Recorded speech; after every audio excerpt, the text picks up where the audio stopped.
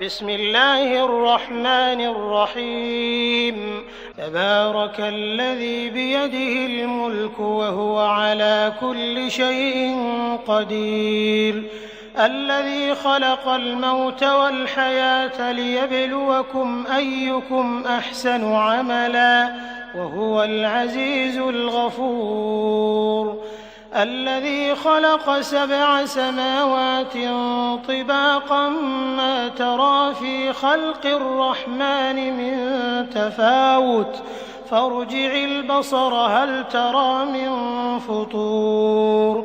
ثم ارجع البصر كرتين ينقلب إليك البصر خاسئا وهو حسير ولقد زينا السماء الدنيا بمصابيح وجعلناها رجوما للشياطين وأعتدنا لهم عذاب السعير وللذين كفروا بربهم عذاب جهنم وبئس المصير إذا ألقوا فيها سمعوا لها شهيقا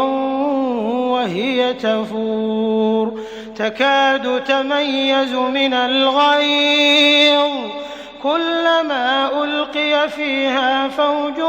سألهم خزنتها ألم يأتكم نذير قالوا بلى قد جاءنا نذير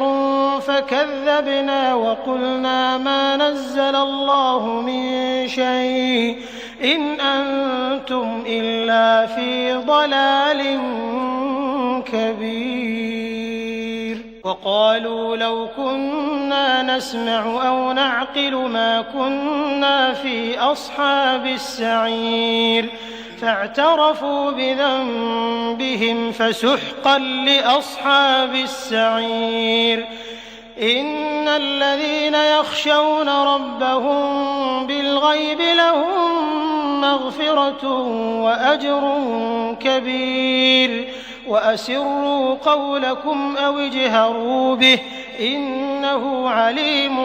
بذات الصدور ألا يعلم من خلق وهو اللطيف الخبير هو الذي جعل لكم الأرض ذلولا فامشوا في مناكبها وكلوا من رزقه وإليه النشور أأمنتم من في السماء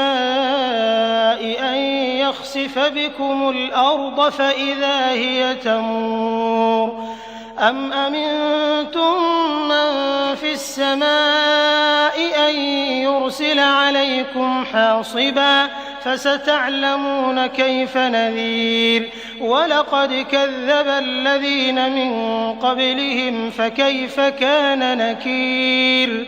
أولم يروا إلى الطير فوقهم صافات ويقبضن ما يمسكهن إلا الرحمن إنه بكل شيء بصير أمن هذا الذي هو جند لكم ينصركم من دون الرحمن إن الكافرون إلا في غرور أمن هذا الذي يرزقكم إن أمسك رزقه بل لجوا في عتو ونفور أفمن يمشي مكبا على وجهه أهدى أمن يمشي سويا على صراط مستقيم قل هو الذي أنشأكم وجعل لكم السمع والأبصار والأفئدة قليلا ما تشكرون قل هو الذي ذرأكم في الأرض وإليه تحشرون ويقولون متى هذا الوعد إن كنتم صادقين قل إنما العلم عند الله وإنما أنا نذير مبين فلما رأوه زلفة سيئت وجوه الذين كفروا وقيل هذا الذي كنتم به تدعون قل أرأيتم إن أهلكني الله ومن معي أو رحمنا فمن يجير الكافرين من عذاب أليم قل هو الرحمن آمنا به وعليه توكلنا فستعلمون من هو في ضلال مبين قل أرأيتم إن أصبح ماؤكم